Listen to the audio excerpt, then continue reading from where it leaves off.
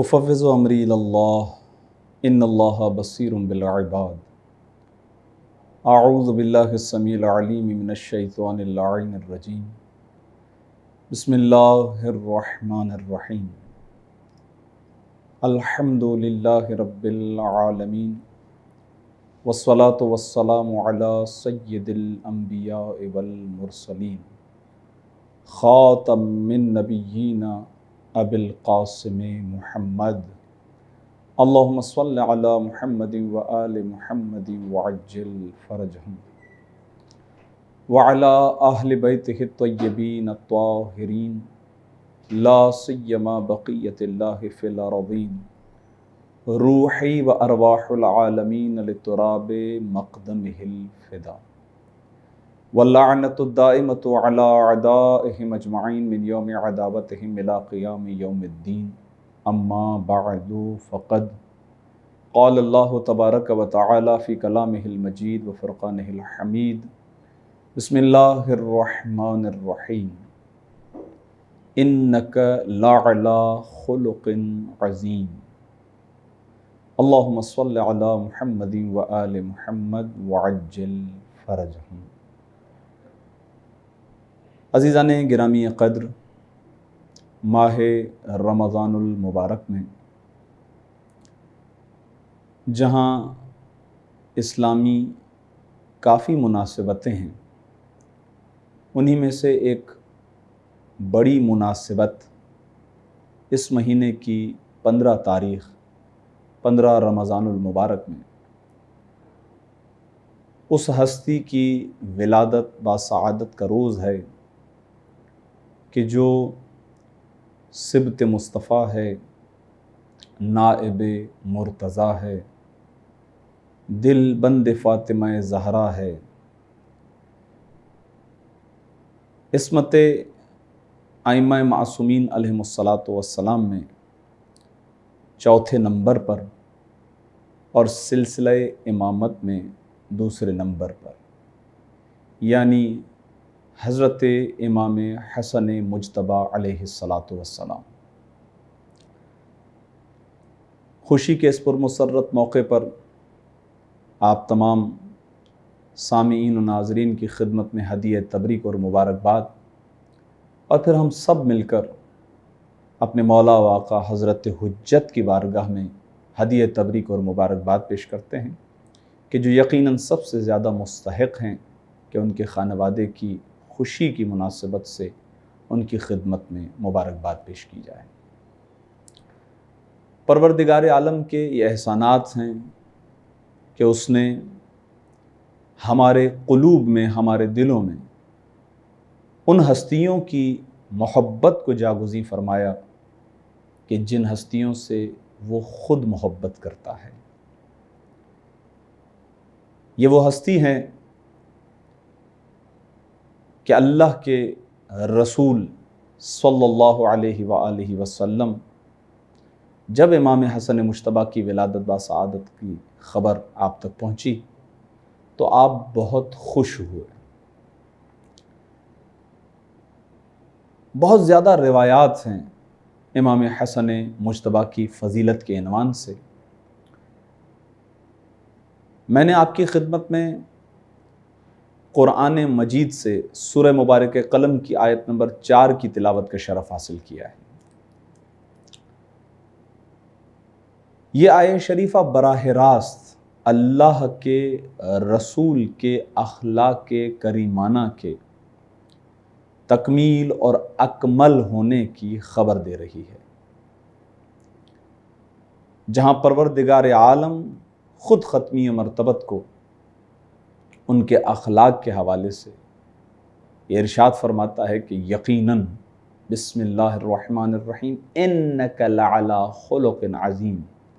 یقیناً بالتحقیق آپ خلق عظیم پر فائز ہیں، اخلاق کے اعلیٰ مراتب پر فائز ہیں۔ اس سلسلے میں ایک حدیث مبارکہ جو ختمی مرتبت سے ہی منقول ہے ہم تک پہنچی ہے کہ آپ نے ارشاد فرمایا کہ مجھے اخلاق کو اتمام تک، کمال تک پہنچانے کے لیے مبعوث کیا گیا ہے، میں بھی اسی لیے ہی بھیجا گیا ہوں، اسی لیے مبعوث کیا گیا ہوں تاکہ اخلاق کو پائے تکمیل تک پہنچاؤں۔ یقیناً اللہ کے رسول کے اخلاق کریمانہ یہ کوئی ڈھکی چھپی ہوئی بات نہیں ہے، بلکہ جو بھی سیرت طیبہ کا مطالعہ کرتا ہے زندگی کے ہر گوشے اور ہر پہلو میں خلق عظیم دکھائی دیتے ہیں۔ عزیزان گرامی قدر، ایک مشہور و معروف حدیث مبارکہ جو اہل بیت علیہ الصلوۃ والسلام کے ماننے والے ہر فرد،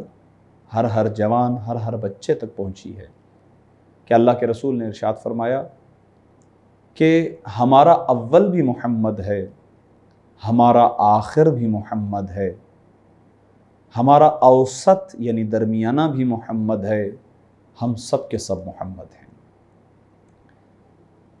وہ تمام تر صفات کمالیہ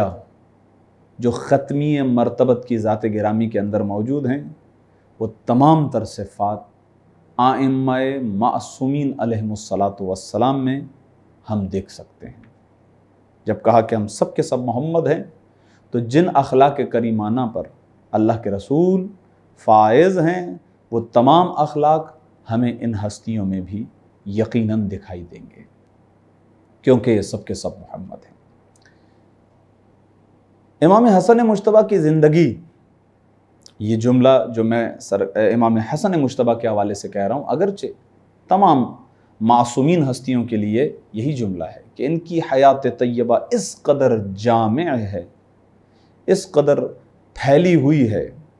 اتنے باریک پہلو ہیں کہ ایک مختصر سی نشست کے اندر اس کا احاطہ کرنا ممکن نہیں ہے۔ مختلف زاویے ہیں جن سے ہم گفتگو کرتے ہیں، انہی میں سے ایک زاویہ ہے اخلاق۔ امام حسن مجتبیٰ کی حیات طیبہ میں اخلاق ایک ایسا پہلو ہے کہ جو نمایاں ہے۔ میں نے آیہ شریفہ آپ کی خدمت پہ پیش کی کہ اللہ کے رسول کے اخلاق کے حوالے سے یہاں پر بات ہوئی ہے۔ وہ واقعہ کہ جو ہم جب بچپن میں ہوتے ہیں تو اللہ کے رسول کے فضائل میں اسکول وغیرہ کے اندر ہم اسے پڑھ لیتے ہیں کہ کچرا پھینکنے والی اللہ کے رسول پر کچرا پھینکا کرتی تھی، آپ اسی گلی سے گزرا کرتے تھے، ایک دن کچرا نہ آیا تو آپ نے پوچھا کیا کئی دن سے کچرا نہیں آ رہا، بتایا گیا کہ وہ بیمار ہیں، تو آپ نے ارشاد فرمایا چلو اس کی عیادت کرنے کے لیے چلتے ہیں۔ یہ آپ کے اخلاق کی ایک مثال ہے۔ جب آپ وہاں پہنچتے ہیں تو وہ خاتون، جو پہلی بات ذہن میں آنی چاہیے وہ یہی کہ جب میں ٹھیک تھی، مقابلے کی طاقت رکھتی تھی، کچرا پھینکا کرتی تھی، تب نہ آئے،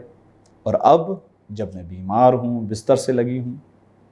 لیکن اللہ کے رسول نے کہا کہ میرے پروردگار نے مجھے حکم دیا ہے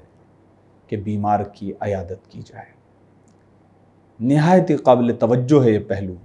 کہ اسلام کی تعلیمات جو نہایت ہی پھیلی ہوئی ہیں، اس کا ایک چھوٹا سا جز ہے کہ بیمار کی عیادت، لیکن اس کا پاور اور اس کی طاقت یہ ہے کہ یہاں کوئی درسگاہ نہیں ہے، یہاں کوئی بحث و مباحثہ نہیں ہوا، یہاں پر کوئی مناظرہ نہیں ہوا، بس اللہ کے رسول نے فقط اتنا کہا تھا کہ میرے پروردگار نے مجھے حکم دیا ہے کہ جو بیمار ہے اس کی عیادت کی جائے۔ روایات یہ کہتی ہیں کہ اس نے وہیں پر اسلام کو قبول کیا، اس خاتون نے، اور یہ کہا کہ اشہد اللہ الہ الا اللہ وحدہ لا شریک لہ۔ یہ اخلاق کا اثر ہے، یہ تعلیمات اسلامی کا اثر ہے۔ یہ آپ کی خدمت میں واقعہ اسی لیے عرض کیا کہ عین یہی سیرت آپ کو آل محمد میں بھی ملے گی۔ سرکار امام حسن مجتبیٰ علیہ السلام کی زندگانی کے جہاں مختلف واقعات ہیں، انہی میں سے ایک واقعہ یہی ہے کہ آپ مدینے کی ایک گلی سے گزر رہے تھے۔ یہ وہ ایام تھے کہ جب شام کی طرف سے اور حاکم شام کی طرف سے مختلف انداز میں اہل بیت علیہ الصلوۃ والسلام کے خلاف پروپیگنڈے کیے جاتے تھے، اور ائمہ اہل بیت علیہم الصلاۃ والسلام کی شان میں گستاخیاں اور تنقیص کی جاتی تھی۔ روایت میں ہے کہ اہل شام کے علاقے سے ایک شخص مدینے میں وارد ہوا اور اسے بتایا گیا کہ یہ امام حسن مجتبیٰ ہے۔ جب وہ شخص امام حسن مجتبیٰ کی بارگاہ میں پہنچا تو اس نے امام کی شان میں گستاخی کی، روایات ہیں گالم گلوچ کی، سب و شتم کیا، اور جب وہ اپنی جو کچھ اسے کہنا تھا کہہ کر تھکا، خاموش ہوا، تو نہایت ہی اطمینان کے ساتھ امام حسن مجتبیٰ نے اس شخص سے سوال کیا، کہا کہ اے میرے بھائی، ایسا معلوم ہوتا ہے کہ تم مسافر ہو۔ یقیناً مسافر ہوتا ہے جب انسان پرانے زمانے میں ضرورت مند بھی ہوتا ہے۔ امام حسن مجتبیٰ نے فرمایا اگر تم مسافر ہو تو دیکھو، اگر تمہیں بھوک لگی ہے تو ہم تمہیں سیر کریں گے، تم بے لباس ہو، تمہارے پاس ضرورت کا لباس نہیں ہے، لباس عطا کریں گے، رہنے کے لیے مکان نہیں ہے، جگہ عنایت کریں گے، رکھنے کے لیے سامان نہیں ہے، ہمارا گھر وسیع ہے، تم اپنا سامان رکھ سکتے ہو، کہیں جانے کے لیے سواری نہیں ہے، ہم تمہیں سواری دیں گے۔ الغرض جو روایت ہماری نظروں سے گزری ہے اس میں 8 ایسی چیزیں ہیں جو امام نے ایک کے بعد ایک بیان فرمائی، یہ نہیں ہے تو یہ عطا کروں گا، یہ نہیں ہے تو یہ دے سکتے ہیں، یہ نہیں ہے تو یہ دے سکتے ہیں۔ غور فرمائیے گا، یہ 2 مختلف قسم کے کردار ہیں، ایک شامی کردار ہے، ایک مدنی کردار ہے،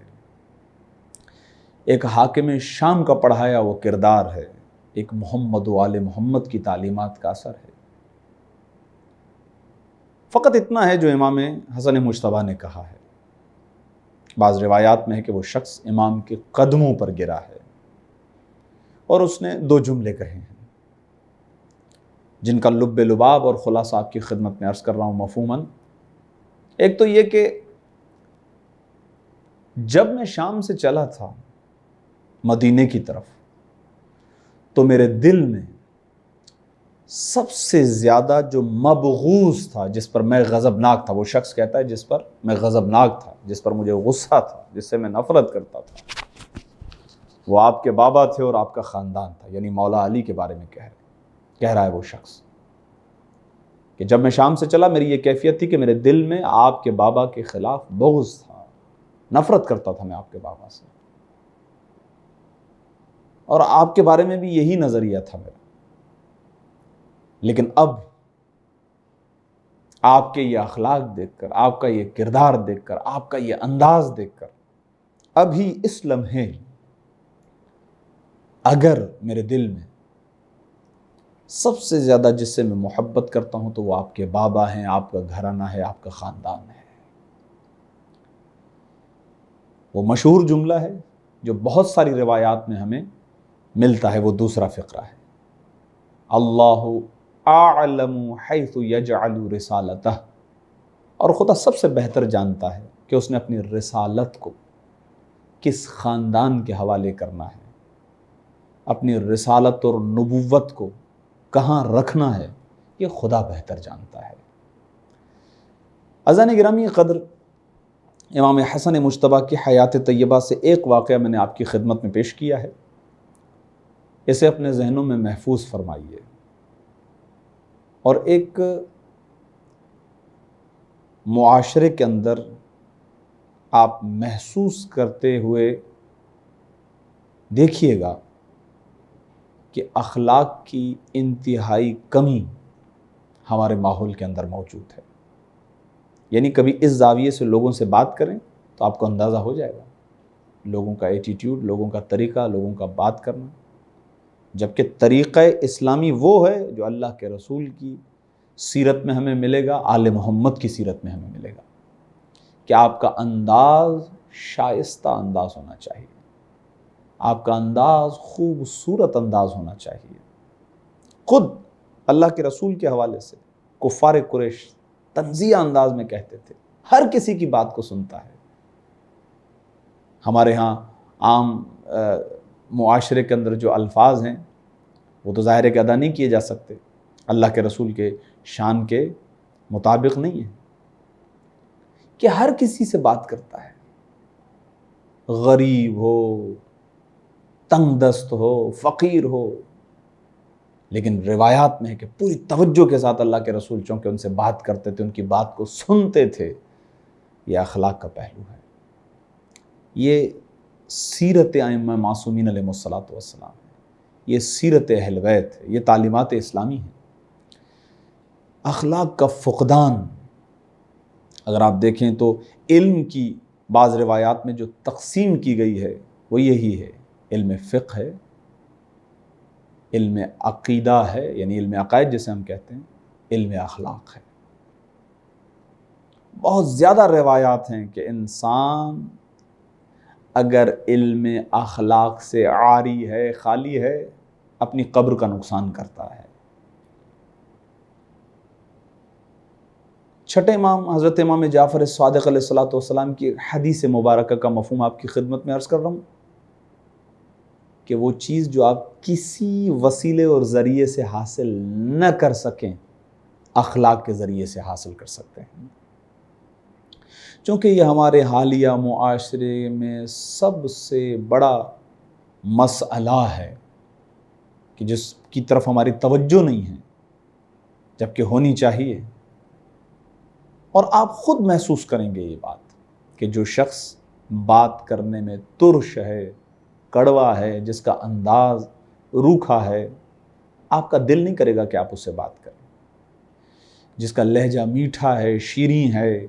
جس کے بات کرنے کا انداز خوبصورت ہے، جتنی دیر بھی آپ اس سے سنیں کم ہے، ایسا محسوس کرتا ہے، اور جتنی دیر بات کرنا چاہے بات کر سکتا ہے۔ یہی تعلیمات اہل بیت علیہ الصلوۃ والسلام ہیں، یہی سیرت ائمہ معصومین علیہ الصلوۃ والسلام ہیں۔ تو روایات بہت زیادہ ہیں آپ کی خدمت میں۔ امام حسن مجتبی علیہ الصلوۃ والسلام کی زندگی کا ایک پہلو میں نے پیش کیا ہے، اور وہ ایک پہلو یہ ہے کہ دشمن ہے اور اگر اہل بیت سے بغض رکھتا ہے صراحتاً تو در حقیقت اسلام سے بھی خارج ہے، اور اب تو براہ راست توہین کا مرتکب بھی ہو رہا ہے۔ لیکن اس کے باوجود امام معصوم علیہ الصلوۃ والسلام نے فقط اپنے اخلاق کے کریمانہ اور تعلیمات اسلام جو کہ پھیلی ہوئی ہیں ان میں سے ایک جزو، کیا، میٹھے انداز میں بات کرنا، اچھے انداز میں بات کرنا، فقط اس کے ذریعے سے اس کے قلب کو موڑ دیا ہے۔ یہ بہت اہم ہے۔ ہمارے ہاں بچپن میں یہ چیزیں سکھائی تو ضرور جاتی ہیں، کتابوں میں بھی لکھی ہوئی ہیں، لیکن کتابوں کی حد تک ہیں۔ چھوٹوں پر شفقت کریں، بڑوں کا احترام کریں، لیکن یہ باتیں فقط کتابوں کی حد تک ہے، بچے یاد کرتے ہیں، بھول جاتے ہیں۔ آئیے امام حسن مجتبی کی ہی سیرت طیبہ سے اس کا ایک اور منظر۔ ائمہ معصومین علیہ الصلوۃ والسلام یقیناً سب کے سب ترجمان وحی ہیں۔ پروردگار عالم کی وحی جو ختمی مرتبت پر نازل ہوا کرتی تھی، یہ شرف امیر المؤمنین کا ہے۔ نہج البلاغہ میں اس حوالے سے جملے موجود ہیں کہ اللہ کے رسول نے ارشاد فرمایا تھا، یا علی، جو میں دیکھتا ہوں وہ تو دیکھتا ہے، جو میں سنتا ہوں تو اسے سنتا ہے۔ یہ شرف ہے آپ کے اور میرے مولا امیر المؤمنین کا۔ اس سلسلے کی روایت ائمہ معصومین علیہ الصلوۃ والسلام کے بارے میں، خاص طور پر امام حسن مجتبی کے بارے میں، آپ کے بچپن کا واقعہ ہے کہ جب بھی باہر وحی نازل ہوا کرتی تھی، اللہ کے رسول صحابہ کرام رضوان اللہ علیہم اجمعین کو سنایا کرتے تھے کہ خدا کی طرف سے اب یہ پیغام آیا ہے۔ امام حسن مجتبی اس وحی کو سماعت فرمایا کرتے تھے کہ نانا پر یہ وحی آئی ہے، اور اس کے بعد جب آپ گھر تشریف لاتے تھے تو اپنی مادر گرامی جناب فاطمۃ الزہرا سلام اللہ علیہا کی بارگاہ میں وحی کو پڑھ کر سنایا کرتے تھے، پیغام خدا کو پڑھ کر سنایا کرتے تھے۔ اسی لیے کہا جاتا ہے کہ ترجمان وحی تھے آپ۔ ایک مرتبہ شہزادی کونین نے امیر المومنین مولا علی سے اس بات کو ذکر کیا کہ جب حسن گھر پر تشریف لاتے ہیں تو مجھے وہی سناتے ہیں کہ جو ان کے نانا پر آئی ہے۔ مولا علی کے دل میں یہ خیال آیا، مولا علی نے کہا کہ میں چاہتا ہوں کہ میں حسن کو وحی کی ترجمانی کرتے ہوئے سنوں، یہ کہ حسن ابن علی علیہ السلام کس طرح، میرا بیٹا کس طرح جو ہے وہ سناتا ہے پیغام الہی، میں اسے سننا چاہتا ہوں۔ شہزادی کونین نے وقت بتایا کہ اس وقت پر حسن مجتبیٰ آتے ہیں اور وحی سناتے ہیں، پیغام الہی سناتے ہیں کہ جو حضرت جبرائیل کے ذریعے سے ختمی مرتبت پر نازل ہوتی ہے۔ روایت میں لکھا ہے کہ امیر المومنین گھر میں تشریف فرما تھے، اور جب امام حسن مجتبیٰ کے آنے کا وقت ہوا تو آپ کہیں گوشہ نشین ہوئے، کسی پردے کے پیچھے امیر المومنین کھڑے ہوئے، امام حسن مجتبیٰ وارد خانہ ہوئے، مادر گرامی کو سلام کیا، اور سلام کرنے کے بعد جب شہزادی کونین نے یہ دریافت کیا، پوچھا بیٹا آج آپ کے نانا پر کیا پیغام آیا، کیسی وحی آئی، خدا کی طرف سے کیا پیغام نازل کیا گیا؟ تو جیسے ہی امام حسن مجتبیٰ نے چاہا کہ بیان کریں، ابھی چند فقرات ادا کیے، رکے اور ایک جملہ ارشاد فرمایا، یا اماہو، اے میری مادر گرامی، قد تلجلج لسانی، میری زبان میں لکنت آ رہی ہے، وقل بیانی، اور میرا بیان کم ہو رہا ہے، رک رہا ہے،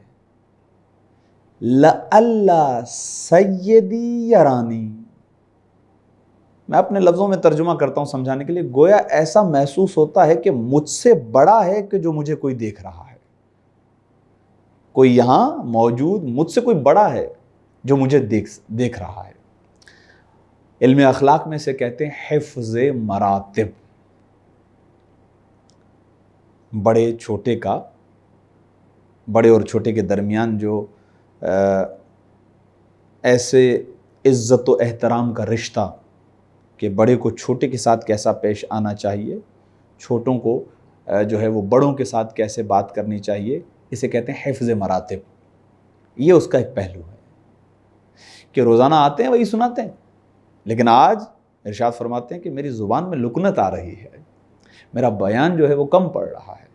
ایسا محسوس ہوتا ہے کہ کوئی بڑا ہے مجھ سے کہ جو مجھے دیکھ رہا ہے، اور اس کی وجہ سے میرا بیان جو ہے وہ کم ہو رہا ہے، میری زبان میں لکنت آ رہی ہے۔ یہ اپنے سے بڑے کا احترام ہے عزیزان گرامی قدر۔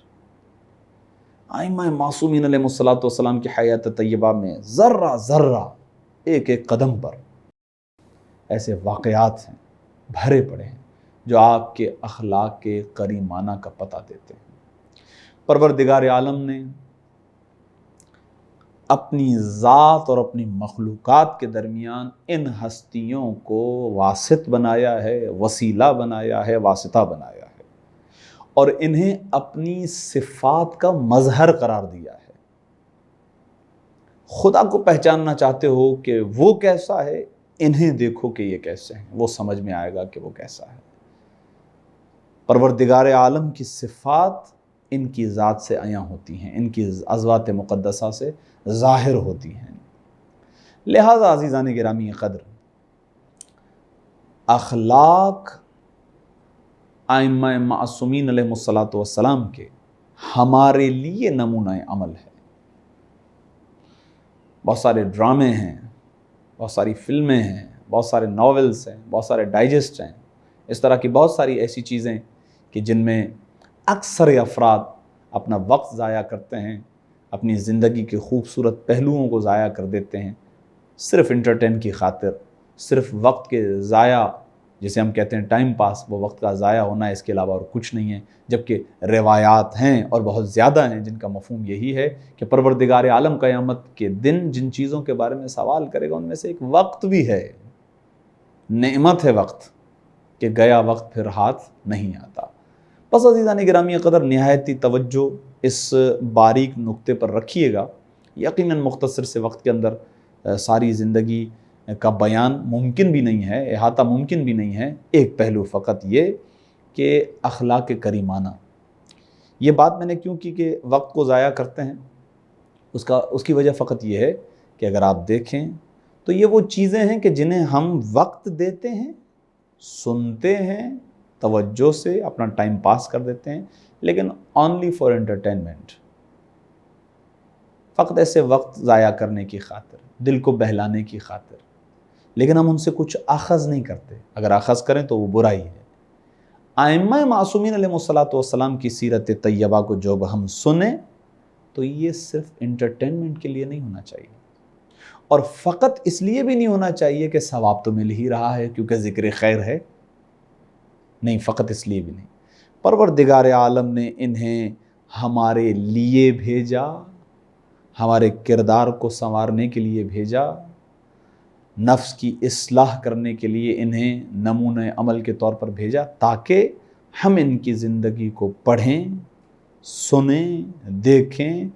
اور آہستہ آہستہ کوشش کریں، انہی کے وسیلے سے خدا کی بارگاہ میں دعا کرتے ہوئے کہ آہستہ آہستہ ہم اپنے کردار کو ان کے رنگ میں ڈھالنے کی کوشش کریں، جو کہ مطلوب پروردگار ہے، جو کہ مقصد تخلیق انسانی ہے کہ وہ اعلیٰ مراتب تک جائے۔ لہٰذا عزیزان گرامی قدر، اللہ کے رسول کے سلسلے کی آیت میں نے آپ کی خدمت میں پیش کی، سرکار امام حسن مجتبیٰ کی حیات طیبہ سے ہم نے دو مختصر سے واقعے کہ جن سے اخلاق کریمانہ ہمیں دیکھنے کو ملا۔ ہمیں چاہیے کہ ہم اپنی زبان کو اپنے قابو میں رکھیں، ہم اپنے لہجے کو اپنے کنٹرول میں رکھیں، ہم نہایتی شائستہ اور نہایتی مؤدبانہ اور نہایتی بہترین انداز کو اپنائیں کہ یقیناً جب ہمارا انداز خوبصورت ہوگا تو لوگ ہماری طرف کھینچیں گے، لوگ ہمیں عزت دیں گے۔ جب آپ کسی کی عزت کریں گے تو یقیناً لوگ بھی آپ کی عزت کریں گے۔ یہی اسلام ہے، یہی دین ہے، اور ہم یہاں پر دعا کرتے ہیں کہ پروردگار عالم جس طرح ابھی ہمارے قلوب محمد و آل محمد کی ولایت سے منور ہیں، ان کے عشق سے سرشار ہیں،